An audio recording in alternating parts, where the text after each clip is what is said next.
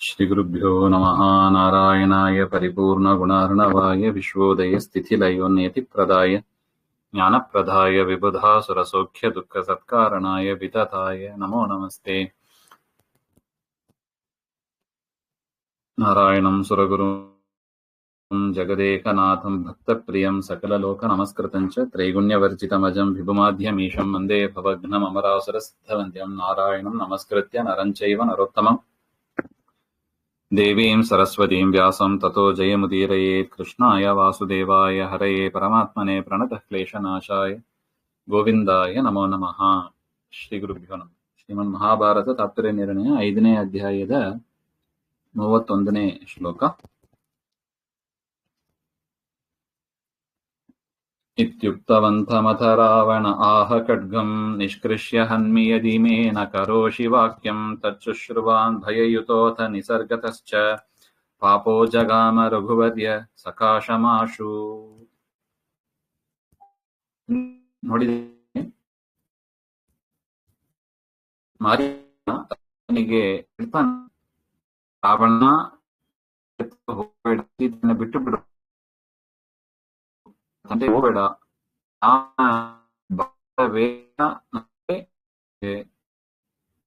ಅದರಿಂದ ಇಡೀ ಆಗುತ್ತೆ, ನೀನು ಹೋಗಬೇಡ ಅಂತ ಹೇಳ್ತಾ.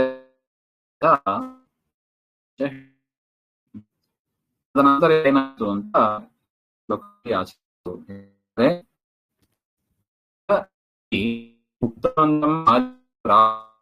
ಖಡ್ಗ ನಿಷ್ಕೃಷ್ಯ ಆಹ ಇತ್ಯಾದಿ ಮಾತುಗಳನ್ನ ಅಂದ್ರೆ ಬೇಡ ಎಂಬ ಮಾತನ್ನ ಕೇಳಿ ರಾಮನ ಖಡ್ಗವನ್ನು ತೆಗೆದು ವಾಕ್ಯ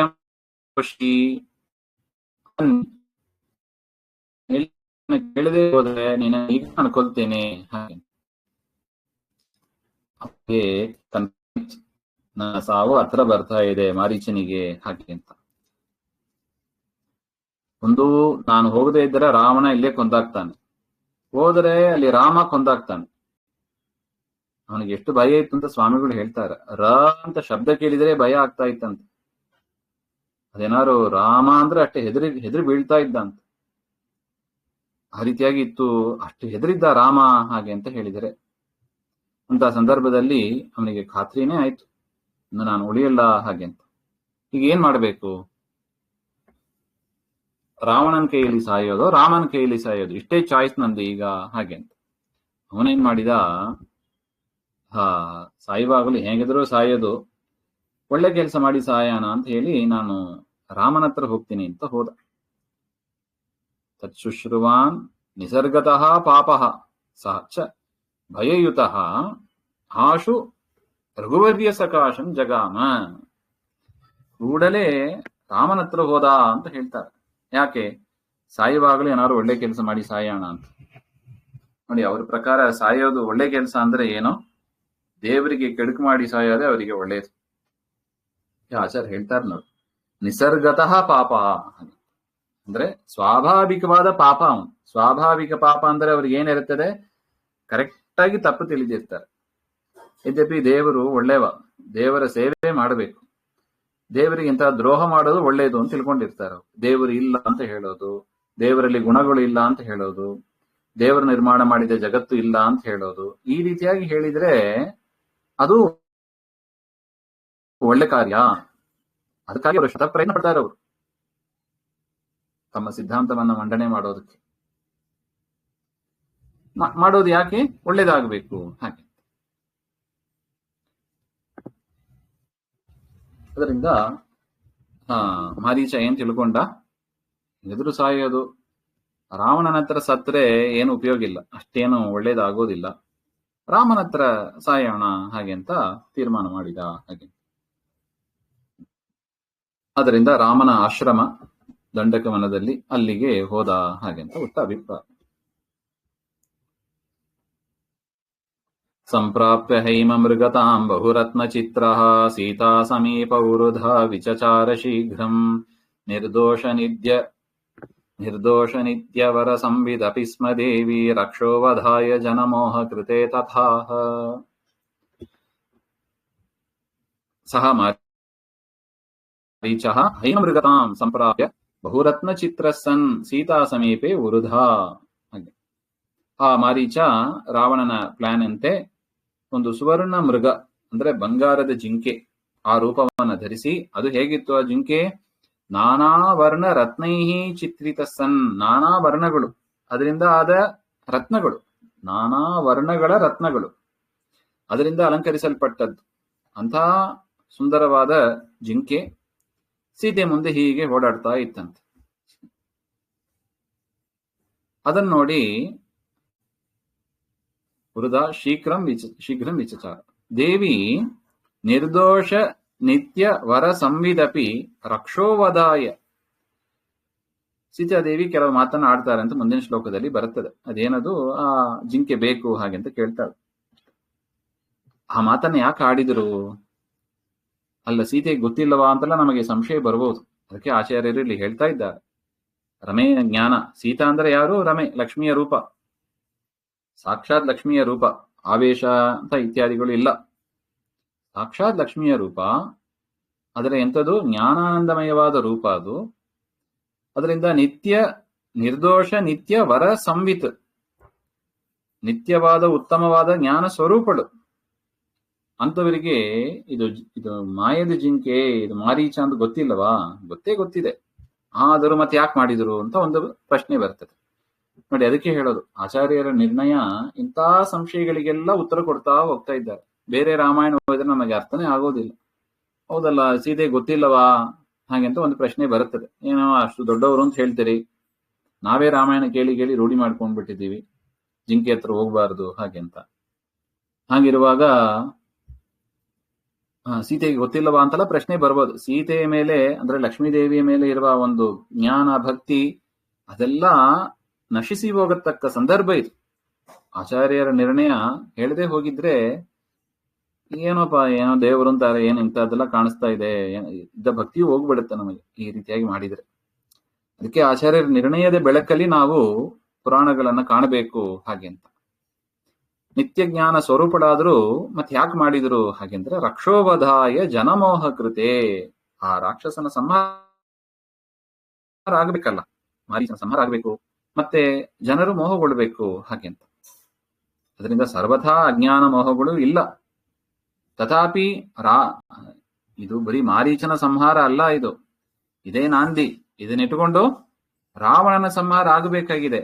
ರಾಮ ಅವತಾರ ಮಾಡಿದ್ದೇ ಮುಖ್ಯವಾಗಿ ಅದಕ್ಕಾಗಿ, ರಾವಣನ ಸಂಹಾರ ಆಗಬೇಕು.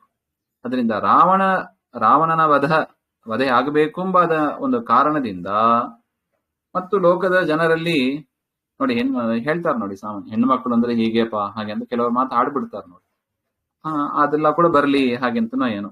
ಲೋಕ ಜನಾನಾಂ ದೃಷ್ಟಿಂ ಮೋಹಯಿತುಂ. ಯಾರೋ ಸಾಧಾರಣ ಸ್ತ್ರೀ ಇರಬೇಕು ಅಂತೇನು ಸಾಮರ್ಥ್ಯ ಇದ್ದಂಗೆ ಕಾಣೆ, ನೋಡಿ ಜಿಂಕೆ ನೋಡಿ ಈ ತರ ಮಾತಾಡಿದ್ದಾರೆ ಹಾಗೆಂತ ಸಾಮಾನ್ಯ ಸ್ತ್ರೀ ಅಂತೆ ತೋರಿಸ್ಕೋಬೇಕು ಹಾಗೆಂತ. ಇದೆಲ್ಲ ಹೆಂಗ್ ಗೊತ್ತಾಯ್ತು ಹಾಗೆಂದ್ರೆ ಸೀತೆಗೆ ರಾಮನ ಅಭಿಪ್ರಾಯ ನಾವು ಮೊದಲಿಂದ ನೋಡ್ತಾ ಬರ್ತಾ ಇದ್ದೀವಿ. ಪರಮಾತ್ಮನ ಇಚ್ಛೆ ಏನು ಅಂತ ಸರಿಯಾಗಿ ಅರಿತವರು ಬ್ರಹ್ಮವಾಯುಗಳು ಹಾಗೆ ಅಂತ ಸರಸ್ವತಿ ಭಾರತೀಯರು. ಶಾಸ್ತ್ರಕ್ಕೆ ಚಾರು ಚೂರು ತಪ್ಪದೆ, ಪರಮಾತ್ಮನ ಇಚ್ಛೆಗೆ ತಪ್ಪದೆ ನಡೆಯುವವರು. ಪರಮಾತ್ಮನ ಮಕ್ಕಳು ಅವರೇ ಹೀಗಿರುವಾಗ ಪರಮಾತ್ಮನ ಮಡದಿ ಲಕ್ಷ್ಮೀದೇವಿ ಅವರಿಗಿನ್ನ ಎಷ್ಟು ಜ್ಞಾನ ಇರ್ಲಿಕ್ಕಿಲ್ಲ. ಅದರಿಂದ ಪರಮಾತ್ಮನ ಇಚ್ಛೆಯನ್ನ, ರಾಮನ ಇಚ್ಛೆಯನ್ನ ಅರಿತವರಾಗಿ ಸೀತಾದೇವಿ ಈ ಕೆಲಸವನ್ನ ಮಾಡಿದರು ಹಾಗೆಂತ ಆಚಾರ್ಯರ ನಿರ್ಣಯ.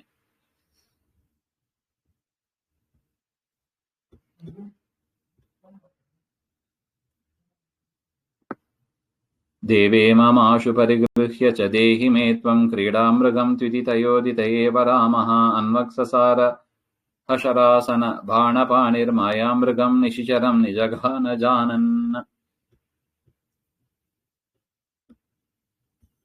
ಸೀತಾದೇವಿ ಹೇಳುವ ಮಾತು, ದೇವ ಸ್ವಾಮಿ, ಇಮಂ ಆಶು ಪರಿಗೃಹ್ಯ ಮೇ ಕ್ರೀಡಾಮೃಗಂ ದೇಹಿ ತ್ವಂ. ಇದು ಯಾವುದೋ ಆಟದ ಗೊಂಬೆ, ಇದನ್ನು ಬೇಗ ಹಿಡಿದು ನನಗೆ ಕೊಡಿ ಹಾಗೆಂತ ಈ ರೀತಿಯಾಗಿ ಸೀತಾದೇವಿ ಕೇಳಿದ್ರು ಹಾಗೆಂತ. ಇತಿ ತಯಾ ಉದಿತಃ ಏವ ರಾಮಃ ಶರಾಸನ ಬಾಣ ಪಾಣಿಃ ಅನ್ವಕ್ಸಸಾರಃ. ಇಷ್ಟು ಹೇಳಿದ ಕೂಡಲೇ ರಾಮ ಬಿಲ್ಲುಬಾಣವನ್ನು ಹಿಡ್ಕೊಂಡು ಆ ಜಿಂಕೆಯ ಬೆನ್ನಿಂದೆ ಹೋದ ಹಾಗೆ ಅಂತ. ಹೋಗ್ತಾ ಹೋಗ್ತಾ ತುಂಬಾ ದೂರ ಕರ್ಕೊಂಡೋಯ್ತು ರಾಮನನ್ನು. ರಾಮನು ಓಡಿ ಹೋದ, ಅದ್ರ ಬೆನ್ನಿಂದೇ ಹೋದ. ಸಹ ಮಾಯಾಮೃಗಂ ನಿಶಿಚರಂ ಜಾನನ್ ಏವ ನಿಜಘಾನ. ರಾಮನಿಗೆ ಗೊತ್ತಿಲ್ಲವ ಯಾಕೆ ಓಡಿ ಹೋದ. ಅದನ್ನೇ ಅಲ್ಲಿ ಸೀತಾದೇವಿಗೆ ಏನು ಕಾರಣ ಹೇಳಿದ್ರೋ ಅದೇ ಕಾರಣಗಳನ್ನ ರಾಮನಿಗೂ ಇಟ್ಕೋಬೇಕು. ಅಲ್ಲ ಸೀತೆಗೆ ಗೊತ್ತಿಲ್ಲ ರಾಮನಿಗೆ ಗೊತ್ತಿಲ್ಲವ ಹಾಗೆಂದ್ರೆ ಇಬ್ಬರಿಗೆ ಗೊತ್ತಿದ್ದದ್ದೇ. ಮತ್ತೆ ಯಾಕೆ ಮಾಡಿದ್ರು, ರಾವಣ ಸಂಹಾರಕ್ಕಾಗಿ ಮಾಡಿದ್ರು ಹಾಗೆ. ರಾಮ ಸರ್ವಜ್ಞ ಅತಃ ಸಮ್ಯಕ್ ಜಾನಾತಿ ಸ್ಮ. ಆದ್ರೂ ಕೂಡ ರಾಮನಿಗೆ ಗೊತ್ತೇ, ಮತ್ತೆ ಅದು ಜಿಂಕೆ ಅಂತನೂ ಗೊತ್ತು. ಅಂದ್ರೆ ಇದು ಮಾರೀಚನೇ ಮಾಯಾಮೃಗ ರೂಪದಲ್ಲಿ ಬಂದಿದ್ದಾನೆ ಅಂತ ಗೊತ್ತು. ನಾ ವಾಸ್ತವಿಕ ಮೃಗ ಅಪಿತು ಮಾಯಾಮೃಗ ರೂಪಧಾರಿ ರಾಕ್ಷಸ ಮಾರೀಚ ಏವ ಅಸ್ತಿ ಅಂತ ರಾಮನಿಗೆ ಗೊತ್ತು. ಮಾರೀಚ ಅಂತ ಗೊತ್ತು. ಅದರಿಂದ ಇವನು ದುಷ್ಟ ಅಂತ ತಿಳಿದು ತಮ್ ರಾಕ್ಷಸಂ ನಿಹತವಾನ್, ಆ ರಾಕ್ಷಸನನ್ನ ಪರಮಾತ್ಮ ಸಂಹಾರ ಮಾಡಿದ ಅಂತ ಮಾರೀಚನನ್ನು ಸಂಹಾರ ಆಯ್ತು. ಸಾಯುವಾಗ ಅವನು ಹಾರಾಮ ಅಂತ ಕೂಗ್ತಾ ಸತ್ತ ಅಂತ ಉಲ್ಲೇಖ ಇದೆ. ಅದನ್ನ ಹೇಳ್ತಾ ಇದ್ದಾರೆ ನೋಡಿ. ತೇನಾಹತ ಶರವರೇನ ಭೃಶಂ ಮಮಾರ ವಿಕೃಷ್ಯ ಲಕ್ಷ್ಮಣಮುರು ವ್ಯಥಯಾ ಸ ಪಾಪಃ ಶ್ರುತ್ವೈವ ಲಕ್ಷ್ಮಣ ಅಮೂಮುಚತ್ ಅಮೂಮುಚದ್ ಉಗ್ರವಾಕ್ಯೈಃ ಸೋಪ್ಯಾಪ ರಾಮಪಥಮೇವ ಸಚಾಪ ಬಾಣಃ.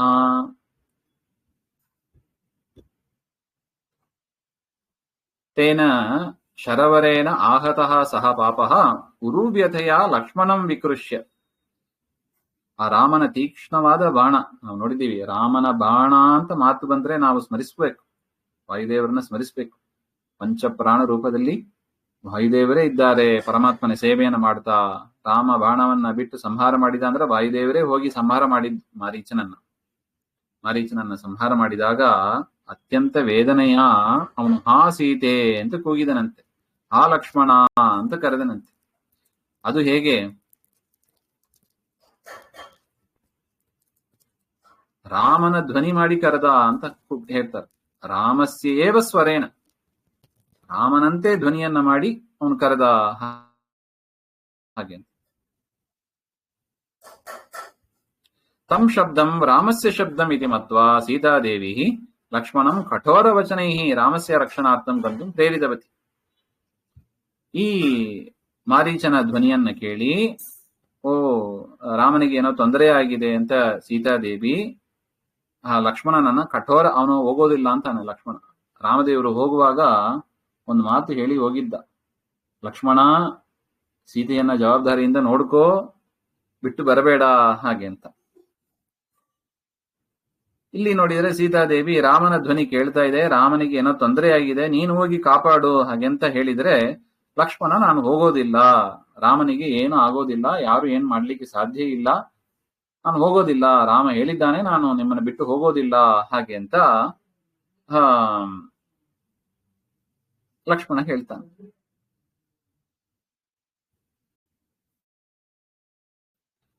ಕಠೋರ ವಚನ ಅಂತ ಸ್ವಾಮಿಗಳು ಹೇಳ್ತಾರೆ ಈ ಮಾತನ್ನೆಲ್ಲ. ಏನು ಕಠೋರ ವಚನ ಅಂದ್ರೆ ಏನು? ಸೀತಾಮಾತೆ ಎಷ್ಟು ಹೇಳಿದ್ರು ಕೂಡ ಲಕ್ಷ್ಮಣ ಕೇಳಲಿಲ್ಲ. ಆಗ ಅವರು ಒಂದು ಮಾತು ಹೇಳಿದ್ರಂತೆ, ಗೊತ್ತಾಯ್ತು ಲಕ್ಷ್ಮಣ, ನೀ ಯಾಕೆ ಇಲ್ಲಿಗೆ ಬಂದಿ ಹಾಗೆ ಅಂತ, ನನ್ನನ್ನ ಪಡೀಬೇಕು ಅಂತಾನೆ ಬಂದಿದ್ದಿ, ಖಂಡಿತ ನಾನು ನಿನಗೆ ಸಿಗಲ್ಲ, ಹೋಗು ರಾಮನ ರಕ್ಷಣೆ ಮಾಡು ಅಂತ ಇಷ್ಟು ಕಠೋರ ವಚನದಿಂದ ಹೇಳಿದ್ರಂತೆ. ಎಲ್ಲರನ್ನು ಬಿಟ್ಟು ರಾಮ ಸೀತೆಯರ ಸೇವೆಗಾಗಿ ಬಂದವ. ಆದರೂ ಕೂಡ ಸೀತಾಮಾತೆ ಅಷ್ಟು ಕಠೋರವಾದ ಮಾತುಗಳನ್ನ ಹಾಡಿದ್ದನ್ನ ಸಹಿಸ್ಕೋತಾನೆ. ಅವನು ಸಹಿಸ್ಕೊಂಡು ರಾಮಸ್ಯ ರಕ್ಷಣಾರ್ಥಂ ಗಂತುಂ ಪ್ರೇರಿತವತಿ ಲಕ್ಷ್ಮಣ ಅಪಿ ತಸ್ಯ ವಚನೈ ಬಾಧಿತಃ. ಅಷ್ಟು ದುಃಖ ಆಯಿತು ಅವನಿಗೆ. ಆದ್ರೂ ದುಃಖವನ್ನ ಸಹನೆ ಮಾಡಿಕೊಂಡು ಹಸ್ತೆ ಧನುರ್ಬಾಣವು ಧೃತ್ವ, ಕೈಯಲ್ಲಿ ಬಿಲ್ಲು ಬಾಣಗಳನ್ನು ಹಿಡ್ಕೊಂಡು ರಾಮಸ್ಯೇವ ಮಾರ್ಗೇನ ಗತವಾನ್, ರಾಮನ ಮಾರ್ಗವನ್ನು ಅನುಸರಿಸಿದ ಹಾಗೆಂತ ಹೇಳ್ತಾರೆ.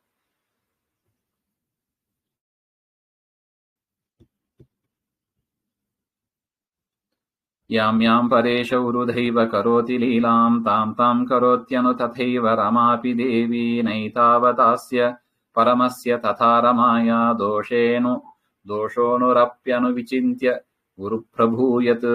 ನೋಡಿ, ಈ ಒಂದು ಪ್ರಸಂಗ ಮತ್ತೆ ನಮಗೆ ಅದೇ ತಂದು ಕೊಡುತ್ತದೆ. ಏನು ಸೀತಾ ಹಂಗ ಮಾತಾಡಾರ ಲಕ್ಷ್ಮಣನ ಕುರಿತು ಹಾಗೆಂತ ಸೀತೆ ಮೇಲೆ ತಪ್ಪು ತಿಳಿಯುವ ಪ್ರಸಂಗ ಇಲ್ಲೂ ಕೂಡ ಇದೆ. ಆಚಾರ್ಯರು ನೋಡಿ ಇಂತಹ ಪ್ರಸಂಗದಲ್ಲಿ ತಪ್ಪು ತಿಳ್ಕೋಬೇಡಿ ಅಂತ ಸುಂದರವಾದ ವಾಕ್ಯ ಕೊಡ್ತಾ ಇದ್ದಾರೆ. ಏನದು?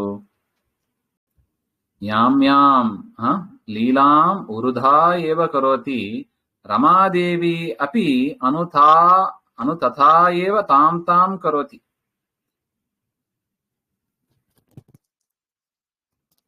ಶ್ರೀರಾಮಚಂದ್ರ ಪ್ರಭು ಈ ಲೋಕದಲ್ಲಿ ಯಾವ ಲೀಲೆಯನ್ನ ನಾನಾ ಪ್ರಕಾರವಾಗಿ ಮಾಡ್ತಾನೆ. ಒಂದೇ ತರ ಲೀಲೆ ಎಲ್ಲ, ಬಹುತರವಾದ ಲೀಲೆಗಳು ಭೂಮಿಯಲ್ಲಿ ಅವತಾರ ಆದಾಗ ನಡೀತಾ ಇರ್ತದೆ. ಅದಕ್ಕೆ ಅನುಸರಿಸಿ ಸೀತೆಯು ಕೂಡ, ಅಂದ್ರೆ ರಮಾದೇವಿ ಅಂದ್ರೆ ಸೀತಾ ಅಂತ, ಅವರು ಕೂಡ ಅದೇ ರೀತಿಯಾಗಿ ನಡೀತಾರೆ. ತಾದೃಶೀಮೇವ ಲೀಲಾಂ ಕರೋತಿ, ಅದೇ ರೀತಿಯಾಗಿ ಲೀಲೆಯನ್ನು ಮಾಡ್ತಾರೆ. ಯಾಕೆ ಹೆಂಗ್ ಹೇಳ್ತೀರಾ? ಅದಕ್ಕೆ ಹೇಳ್ತಾರೆ, ಯತ್ ಗುರುಪ್ರಭು ಏತಾವತಾ ಅಸ್ಯ ಪರಮಸ್ಯ ತಥಾ ರಮಾಯಾಃ ಅಣು ಅಪಿ ದೋಷಃ ನ. ಅಂದ್ರೆ ಅವರ ಆ ಅನುಸರಣೆ ಇದೆ ನೋಡಿ. ಅನಂತ ಸಾಮರ್ಥ್ಯ ಯುಕ್ತರು ಇಬ್ರು ಕೂಡ, ನಾರಾಯಣನೂ ಅಷ್ಟೇ, ಲಕ್ಷ್ಮೀನೂ ಅಷ್ಟೇ, ಸರ್ವಜ್ಞರು. ಹಾಗಿದ್ರೂ ಕೂಡ ಏತಾಭಿಹಿ ಲೌಕಿಕ ಲೀಲಾಭಿಹಿ ತಸ್ಮಿನ್ ಪರಮೇಶ್ವರೇ ತಥಾ ಚ ರಮಾಯಾಂ ಲವಲೇಶ ಮಾತ್ರಂ ಅಪಿ ಅಜ್ಞಾನಂ ವಾ ದೋಷಃ ಅಸ್ತಿ ಇತಿ ಸರ್ವಥಾ ನ ಚಿಂತನೀಯಂ. ಇಂತಹ ಲಕ್ಷ್ಮೀನಾರಾಯಣರಲ್ಲಿ, ಸೀತಾರಾಮರಲ್ಲಿ ಲವಲೇಶವೂ ಕೂಡ ಅಜ್ಞಾನವಾಗಲಿ ಅಥವಾ ದೋಷಗಳನ್ನಾಗಲಿ ನಾವು ಚಿಂತನೆ ಮಾಡಬಾರದು. ತತ್ ಸರ್ವಂ ಕೇವಲಂ ಜಗನ್ನಾಟಕಂ, ಎಲ್ಲವೂ ಜಗತ್ತಿನಲ್ಲಿ ಮಾಡುವ ಒಂದು ನಾಟಕ ಇದು. ಹಾಗೆ ಅಲ್ಲರಿ, ಏನ್ ನಾಟಕ ಇದು ಹಾಗಂತ ನಿಮಗೆ ಕೇಳ್ಬೋದು. ಇದು ನಾಟಕನ ಇದು ಹಾಗೆ, ಇಂಥ ಮಾತುಗಳನ್ನೆಲ್ಲ ಆಡಿದ್ರೆ ನಾಟಕನ ಅದು ಹಾಗೆ ಅಂತ ಪರಮಾತ್ಮ ಹೇಳ್ತಾನೆ. ಇಲ್ಲದಿದ್ರೆ ನೋಡಿ, ಲಕ್ಷ್ಮಣನ ಪರಿಸ್ಥಿತಿ ನೋಡಿ, ರಾಮನ ಮಾತು ಕೇಳಬೇಕು, ಸೀತೆಯ ಮಾತನ್ನು ಕೇಳಬೇಕು, ಇಬ್ಬರು ದೊಡ್ಡವರೇ. ಇದೆಲ್ಲ ಧರ್ಮ ಸೂಕ್ಷ್ಮ ನೋಡಿ. ಯಾರ ಮಾತನ್ನು ಕೇಳಬೇಕು? ಯೋಚನೆ ಮಾಡ್ಬೇಕು. ನಾವಾಗಿದ್ರೆ ಏನ್ ಮಾಡ್ತಾ ಇದ್ದೀವಿ ಈ ಪರಿಸ್ಥಿತಿಯಲ್ಲಿ? ಹಾಗೆ ದೇವ್ರು ಕೊಡೋದು ಬೇಡ, ಕೊಡೋದು ಇಲ್ಲ, ಬೇರೆ ವಿಚಾರ. ಆದ್ರೂ ಸಾಮಾನ್ಯ ಒಂದು ಸ್ಥಿತಿಯನ್ನ ಅರ್ಥ ಮಾಡ್ಕೋಬೇಕಂದ್ರೆ ಅವರ ಪೊಸಿಷನ್ ಅಲ್ಲಿ ಇದ್ದು ನೋಡಿದ್ರೆ ಅವರ ಪರಿಸ್ಥಿತಿ ಹೇಗೆ, ಅವರ ಮನಸ್ಥಿತಿ ಹೇಗೆ ಅಂತ ಚೂರ್ ಮಟ್ಟಿಗೆ ನಮಗೂ ಅರ್ಥ ಆಗ್ತದೆ. ಬೇರೆಯವರ ಪರಿಸ್ಥಿತಿಯಲ್ಲಿ ಇದ್ದು ನೋಡಿದ್ರೆ ಅವರು ಪಡುವ ದುಃಖಗಳು ನಮಗೆ ಅರ್ಥ ಆಗ್ತದೆ. ಲಕ್ಷ್ಮಣನ ಪರಿಸ್ಥಿತಿ ಏನು? ರಾಮ ಬರಬೇಡ ಅಂತ ಹೇಳಿದ್ದಾನೆ, ಸೀತೆಯನ್ನು ನೋಡ್ಕೋ, ಕಾಡು ಅದು, ಏಕಾಕಿಯಾಗಿ ಇರ್ತಾರೆ ನೋಡಿ, ಅದು ಪತಿಯ ಜವಾಬ್ದಾರಿ ಅದು. ಬಿಟ್ಟು ರಕ್ಷಣೆಗಾಗಿ ಅಂತ ಬಿಟ್ಟು ಹೋಗಿದ್ದಾನೆ. ಸೀತೆ ಹೇಳ್ತಾ ಇದ್ದಾಳೆ ಹೋಗು ಹಾಗೆ ಅಂತ. ಏನ್ ಮಾಡ್ಬೇಕು? ಸ್ವಾಮಿಗಳು ಇದಕ್ಕೂ ಉತ್ತರ ಕೊಡ್ತಾರೆ ನೋಡಿ. ಈ ಪ್ರಶ್ನೆಗೆ ಉತ್ತರ ಕೊಡಕ್ಕೂ ಬರಲ್ಲ ನಮಗೆ. ಸ್ವಾಮಿಗಳು ಹೇಳ್ತಾರೆ, ಸುದ್ದಿ ಅಂತಿರ್ತ ಸ್ವಾಮಿಗಳು, ಬರ್ತಾನೆ ಲಕ್ಷ್ಮಣ ಅಲ್ಲಿ ಹೋದ ಕೂಡ್ಲೆ ರಾಮ ಕೇಳಿದಂತೆ, ಯಾಕೋ ಬಿಟ್ಟು ಬಂದಿ ಹಾಗೆ ಅಂತ. ಲಕ್ಷ್ಮಣ, ಯಾಕೆ ಬಿಟ್ಟು ಬಂದಿ ಸೀತೆಯನ್ನ? ನಾನು ಹೇಳಿದಲ್ವಾ ಬಿಟ್ಟು ಬರಬೇಡ ಹಾಗೆ ಅಂತ, ಯಾಕೆ ಬಿಟ್ಟು ಬಂದಿ? ಲಕ್ಷ್ಮಣ ಹೇಳಿದ, ಅಲ್ಲ ಅತ್ತಿಗೆ ಇಷ್ಟು ಚುಚ್ಚು ಮಾತಾಡಿದ್ರು ನನ್ನನ್ನ, ಅದರಿಂದ ಬಂದೆ ಹಾಗೆ. ಅಂದ್ರೆ ಅತ್ತಿಗೆಯನ ಮಾತು, ಸೀತೆಯ ಮಾತು ನನ್ನಿಂದ ಸಹನೆ ಮಾಡ್ಲಿಕ್ಕಾಗಿಲ್ಲ, ಅದರಿಂದ ಬಂದ್ಬಿಟ್ಟೆ ನಾನು ಹಾಗೆ ನೋಡಿ. ರಾಮ ಕೇಳುವ ಪ್ರಶ್ನೆ ನೋಡಿ, ನಿನಗೆ ಅಂದ್ರೆ ನಿನ್ನ ಸ್ವಾಭಿಮಾನಕ್ಕೆ ಧಕ್ಕೆ ಬಂತಲ್ವಾ? ರಾಮನ ಅಭಿಪ್ರಾಯ ಏನು? ನಿನ್ನ ಸ್ವಾಭಿಮಾನಕ್ಕೆ ಧಕ್ಕೆ ಬಂತು. ನಾನು ಹೇಳಿದ ಮಾತು ಮುಖ್ಯನೋ, ನಿನ್ನ ಸ್ವಾಭಿಮಾನ, ಸ್ವಗೌರವ, ನಿನ್ನ ಗೌರವ ಮುಖ್ಯನೋ ಹಾಗೆ ಅಂತ ಪರಮಾತ್ಮ ಪ್ರಶ್ನೆ ಮಾಡ್ತಾನಂತೆ. ಸ್ವಾಮಿಗಳು ಹೇಳುವ ಮಾತು ಇದು. ಅಂದ್ರೆ ದೇವರ ಮಾತು, ಸ್ವಾಭಿಮಾನವೋ, ಯಾವುದು ದೊಡ್ಡದು ಹಾಗೆ ಅಂತ. ಅಂದ್ರೆ ನನಗಿಂತ ನಿನಗೆ, ನನ್ನ ಮಾತಿಗಿಂತ ನಿನಗೆ ಸ್ವಾಭಿಮಾನ ದೊಡ್ಡದಾಯ್ತಲ್ಲ. ಸೀತೆ ಏನೇ ಬೈಲಿ, ಏನೇ ಮಾಡಿರ್ಲಿ, ನೀನು ಬಿಟ್ಟು ಬರಬಾರ್ದಾಗಿತ್ತು. ನನ್ನ ಮಾತು ಅಂತ ಹಾಡಿದ ಮೇಲೆ ಬಿಟ್ಟು ಬರಬಾರ್ದಿತ್ತು ಹಾಗೆ ನೋಡಿ. ಇದೆಲ್ಲ ದೇವರು ತನ್ನ ಮಾತನ್ನ ತನ್ನ ಭಕ್ತರು ಅನುಸರಿಸಬೇಕು ಅಂತ ಎಷ್ಟು ನಿರೀಕ್ಷೆಯಲ್ಲಿ ಇರ್ತಾನೆ ನೋಡಿ. ಚೂರು ತಪ್ಪಬಾರದು ಅಂತಾನೆ. ಮೊದಲೇ ಸಂಕಟ ಪರಿಸ್ಥಿತಿ ಅದು. ಕಾಡಿನಲ್ಲಿ ಏಕಾಕಿಯಾಗಿ ಏನ್ ಮಾಡ್ಬೇಕಂತ ಗೊತ್ತಿರೋದಿಲ್ಲ. ಒಂದು ರೀತಿಯಲ್ಲಿ ಭಗವದ್ಗೀತೆ ಇದ್ದಾಗೆ ಅಲ್ಲಿ ಯುದ್ಧ ಮಾಡಬೇಕೋ ಮಾಡಬಾರ್ದು, ಅದು ಅದೇ ತರನೇ ಹೆಚ್ಚು ಕಡಿಮೆ. ಇಲ್ಲಿ ನರ, ಅಲ್ಲಿ ನರಾವೇಶನಾದ ಅರ್ಜುನ. ಇಂಥ ಧರ್ಮ ಸಂಕಟಗಳು ಬರುತ್ತವೆ.